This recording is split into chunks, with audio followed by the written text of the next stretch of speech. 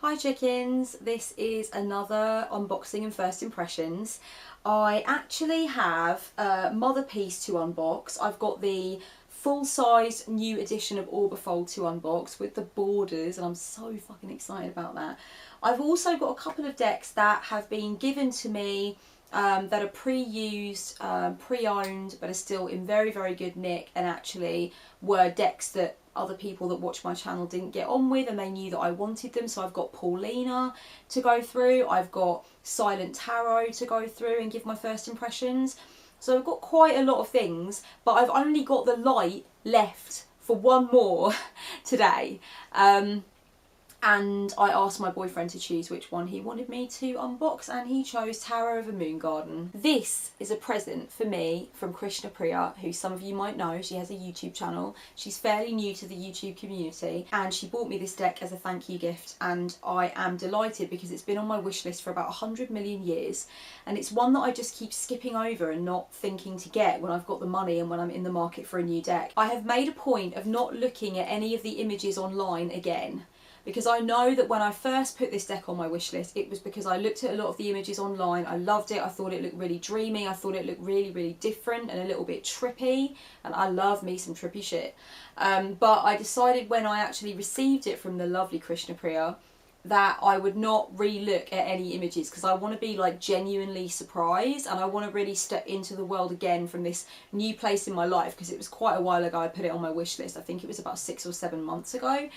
So I do not really remember what it looks like, and aside from the image of the Fool on the back and whatever image that is from in the deck, I do not really remember anything about it. But I know that I love the palette and I know that I love the border around it, so I'm really excited. I'm going to link you below to Krishna Priya's YouTube channel. I'm really excited because she just recently actually started showing her face in videos, which I just get really excited about that. I mean, I totally don't mind watching videos from people that do not show their faces. It's not an issue. It doesn't put me off. In fact, it's fine because I listen to a lot of videos and watch a lot of videos while I'm ironing or washing up and stuff like that and making zines. So if I don't have to explicitly look at the video, then it's not an issue. I'll definitely enjoy it while I'm making art, or, you know, even doing a bit of altar housekeeping and stuff. I like to put a video on. So it's not an issue if I can't see people's faces. But it's really nice when someone does step in front of the camera, and it's just really nice to be connected to someone who's just come into the community and is so interesting and is giving such awesome information and such awesome insight. So thank you so much, Krishna Priya, for joining the community and showing your gorgeous face. And thank you so much as well for making my dreams come true with my Tarot of a Moon Garden deck. It is a US Games deck, guys. It was done by a woman called Karen Marie. I want to say that you pronounce this Sveikhardt. That's my illusion, but it's S-W-E-I-K-H-A-R-D-T. So I might be completely wrong and really showing my ignorance there, but I like Karen Marie Sveikhardt. That's what I'm gonna go with. US Games always do a tantalising little description on the side of their boxes, so I will read it to you now. It says, follow the moonlit path to an enchanted garden where myth and magic illuminate the mysteries of tarot. Let the lunar energy of the moon garden inspire you as you explore the places your imagination will lead you. Now I'm gonna do that really, really fun thing where you take the plastic off and it feels so good. Oh yeah. Oh. Depression? What depression? I'm on cloud 9 now. I can't believe I'm finally going to see this again after all this time and actually kind of get a grip on why I put it on my wish list in the first place. I'm really, really happy that I didn't look at any images online after I received this. I really wanted to keep it as fresh as I possibly could. And yeah, when my boyfriend said he wanted me to unbox Tarot of a Moon Garden, I thought to myself, you know what, I'm glad I gave you the choice, because I definitely think that this is what I could do with right now. That secondary piece of tantalising plastic, there it is. Uncensored plastic unwrapping face there. The little white book, as per usual with US Games decks. From time immemorial, humanity has gazed at the changing phases of the moon and imagined magical seas and gardens on its surface. In mythology, the moon is symbolic of psychic and magical powers. Scientists name the dark area of the moon's geography mares or seas because of their likeness to earthly bodies of water. In literature, creative minds such as Milton, Poe, Wells and Verne have speculated about the enchanted terrain one might encounter on the moon. They describe whimsical creatures such as unicorns and dragons inhabiting lush jungles of vegetation that grow to incredible heights in a singular lunar day. Deep valleys undulate across the entire surface of the moon and castles sit atop lofty mountains. Beneath this lunar Garden of Eden lies an underground world of deep, mysterious caverns where insects of iridescent colours possessing magical powers flutter among exotic lunar flowers. The seas contain creatures ranging from serpents to dolphins, flying chariots of all descriptions, and hot air balloons are said to be used to gain access to the lunar realm. I like US games books because there are no descriptions in other languages.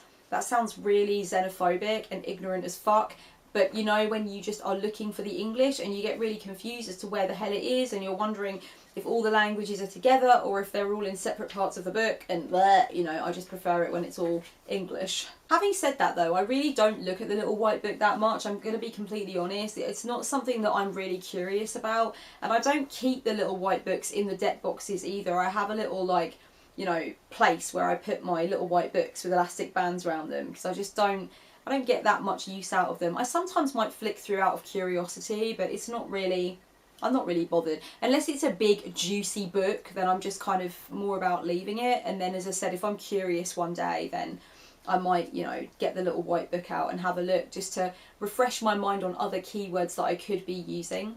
The initial card there on the front. And a lovely, lovely backing. It's absolutely beautiful. Welcome to a realm where myth and magic are reality.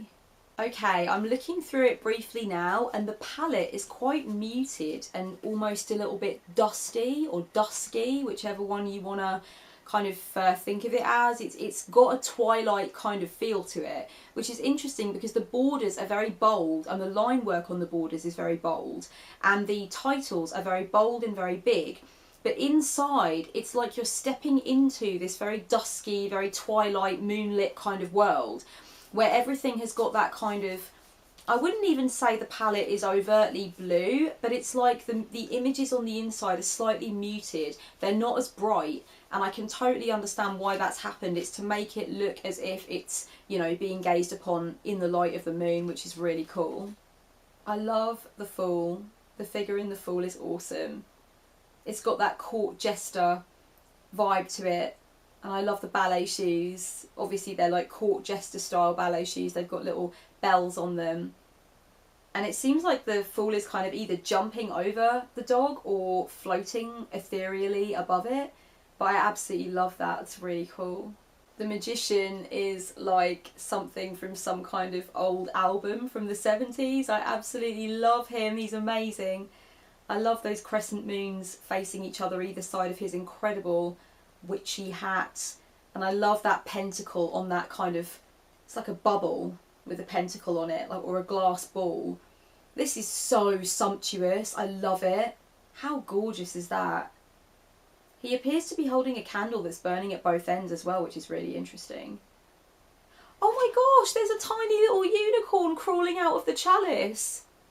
Oh look, oh my god, that's just adorable. There's like a tiny little unicorn, little teeny miniature unicorn coming out of the chalice. Now there's going to be some details I can tell in this deck already that are really exciting. This has really awoken my inner child already. I love it. I feel like I'm really being able to step into the world. I think the High Priestess might possibly be a mermaid. I don't know though. I think she's a mermaid. I think those are sort of scales, a scaly tail that's sitting off to the side. I also like the fact that she looks a little bit pissed off or nonchalant. It's like she's got a bit of a snotty, like a Donald Trump expression. I quite enjoy that. That's quite different. Wow, I love the back of the Emperor's throne. That looks like shells or kind of ram horns. It gives me a ram horn vibe, but it also gives me a kind of crustacean type vibe as well. That's gorgeous. Oh, she's gone for an Adam and Eve vibe with the lovers. They are holding a tree. They are holding hands whilst they're kind of entwined around a tree, and there's a snake in the top of the tree. Oh, there's a butterfly in the Hermit. Oh, wow.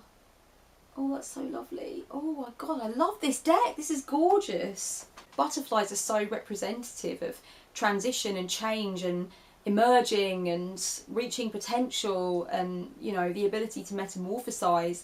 And actually I think that's part of the Hermit's journey. I think the Hermit and Death do in some ways have a relationship, and I think often the Hermit is actually going up there, going up to the summit of the mountain to somewhat kind of shed a skin. And so it's really interesting that that incredible symbol of transformation has come along in the Hermit. I absolutely love that. Oh, the Wheel of Fortune is a fucking merry-go-round. It's a carousel. Now that's a way to do it. That's a way to do it. Because I know Kelly Bear did in her Tarot Noob series, you know, she was talking about the Wheel of Fortune, and she was complaining about the ridiculous kind of random ramshackle imagery that goes on with the Wheel of Fortune and what the fuck it's supposed to mean, and some of the kind of foul images of it that have come up that are just so all over the place. And you know what, I've never really thought about it too much before, but I'm inclined to agree with her. I think a lot of people find it difficult to connect with the Wheel of Fortune for that reason.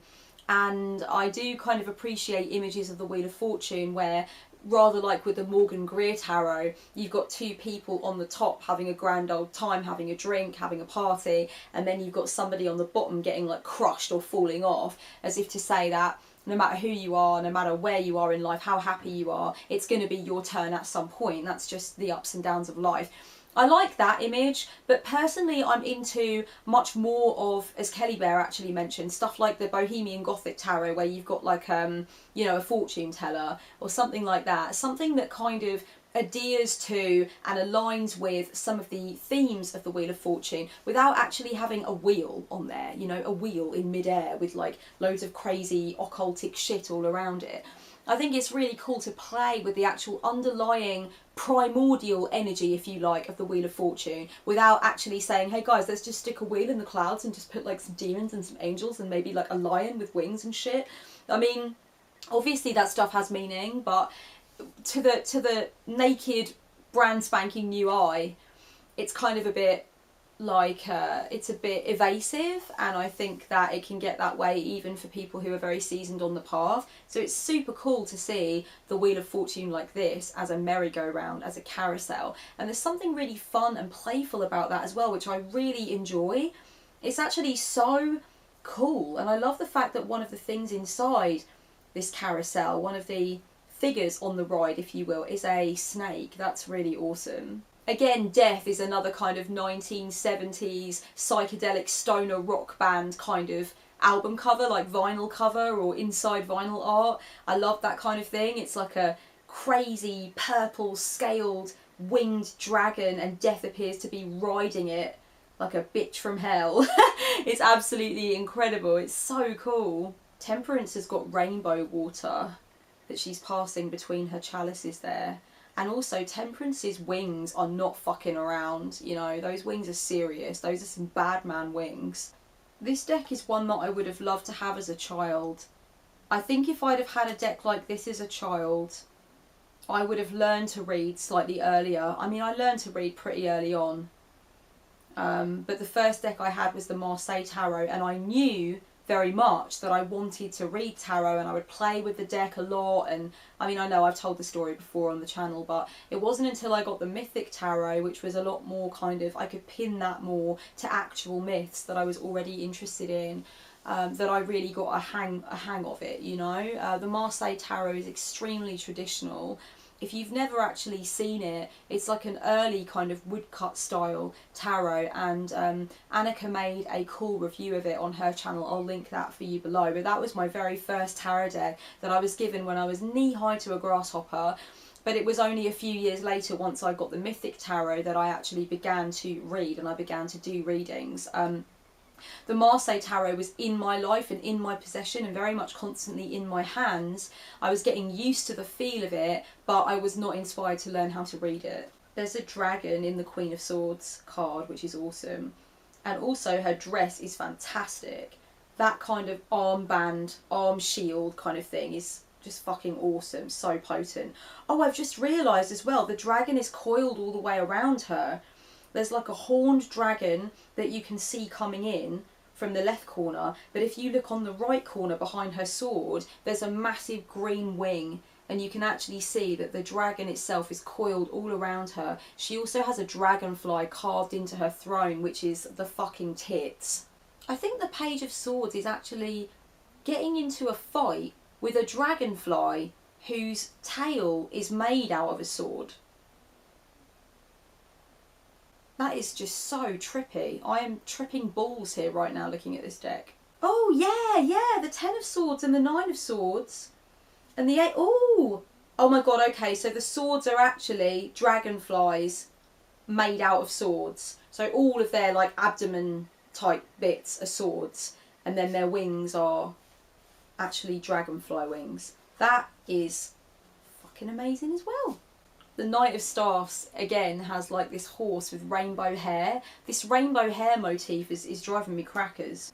The 10 of Staffs, which is obviously a depiction of the 10 of Wands as we would traditionally call it, or the 10 of Rods as we would not so traditionally call it, is really cool because actually she's taken the 10 staffs and she's made them into a forest, and she's actually made them huge, and she's put all these little mini like unicorns and mushrooms and things inside the forest, and just beyond the forest there's a castle. And that is again just so gorgeous, it's so trippy, it's so like a doorway into an amazing astral journey. It's just beautiful. This deck is absolutely beautiful. I wondered if I might be a little bit put off by the double border, the white outline, and then of course that really elaborate border as well, but not at all. Actually, I think it just adds to it. I think it gives it again that retro psychedelic stoner rock vinyl album kind of vibe, you know. Kind of makes me want to sit down and listen to Tyrannosaurus Rex, which for those of you who are not cool enough to know is the band that Mark Bolan was in before he started T-Rex. Before there was glam rock, there was Tyrannosaurus Rex. Get on it, it's amazing. I'll leave a link in the description.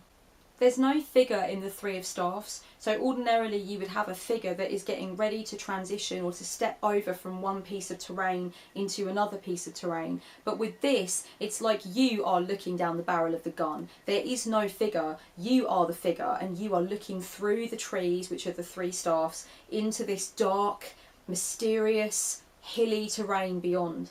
And that is so meaningful because when you look at most decks that follow the Rider-Waite trajectory, you can see that there's a figure and you are almost standing behind the figure and you're one step removed from the figure and you're watching the figure on the very precipice. You're watching the figure try to negotiate their way over, step over, make that step. Whereas with this card, you are the one ready to make that step. You are actually in the position of the figure, looking through the lens that the figure is normally looking through. That I really hugely appreciate. I think again, there's a real astral journey vibe to that. But it also just ensures that you are not one step removed from the meaning of the 3 of Staffs, the 3 of Wands, the 3 of Rods, whatever you want to call it. And I think that's really important because I think so often when we're looking at the back of that figure, watching that figure try to make their move, it can very often not occur to us that we are indeed that figure. You know, we feel that sense of removal. I certainly do anyway sometimes. I feel that sense of removal. Whereas seeing something like that, the 3 of Staffs in this deck, it reminds me immediately that I'm the one that needs to step forward into that new unknown terrain. The Queen of Cups is like a fairy queen in a delicious garden with an incredible almost gold moon behind her that looks like a halo behind her crown. And I'm actually like feeling that she might be miniature. I'm getting a Thumbelina vibe from her. I like the fact that there are no human figures in the 10 of Cups. There's just this incredible disco of psychedelic butterflies almost celebrating the fact that there is this abundance. And it's almost again as though the abundance is for me. It's like there are no figures there that own the cups or that have kind of manifested the cups. The cups are for me, you know, and I love that. I think that's absolutely gorgeous. It's like the butterflies are inviting me to take of what I already have in my possession. So to me it says gratitude and it says joy and it says celebration. The King of Pentacles is sexy as fuck. He is like one psychedelic, dapper Mexican hipster dude, and I seriously think I'm a little bit in love with him. The Queen of Pentacles is giving me Mary vibes, Mother Mary vibes. The blue get up and the way that she is portrayed in certain images with a crown, that more European style, but with the blue veil underneath. It's definitely giving me a Mother Mary vibe, which is really cool. Also, that throne is just fucking awesome. That is so cool. Is it even yeah, it's a throne, but it's like a Pegasus, I think, with the wings surrounding her. And she's got a little bunny rabbit down by her feet. Oh, it's adorable.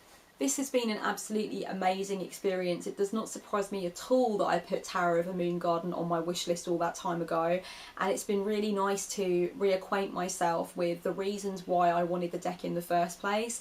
I'm pretty sure that this is another one that I'm going to be able to use quite quickly for clients. I don't suspect that I'm going to need to do extended journaling before I begin to use it. I'm very much in two camps with my decks. I'm either I need to do extensive journaling before I even consider using the deck for clients, or I'm more like I'll write down some initial thoughts and do a couple of test readings and then I'm good to go. And I definitely think Tarot of a Moon Garden falls into that latter camp. I'm pretty sure that it's going to be one that I'm going to use for clients quite quickly, and I can't wait because it's just got a really joyful, childlike, playful, sweet, endearing energy to it. And thank you so much, Krishna Priya, for gifting it to me. It's just gorgeous and it's made my day. This has been a really lovely experience. Thank you very much for joining me on this lovely crazy ride that has been the unboxing and first impressions of Tarot of a Moon Garden. Much love, guys. Blessed be.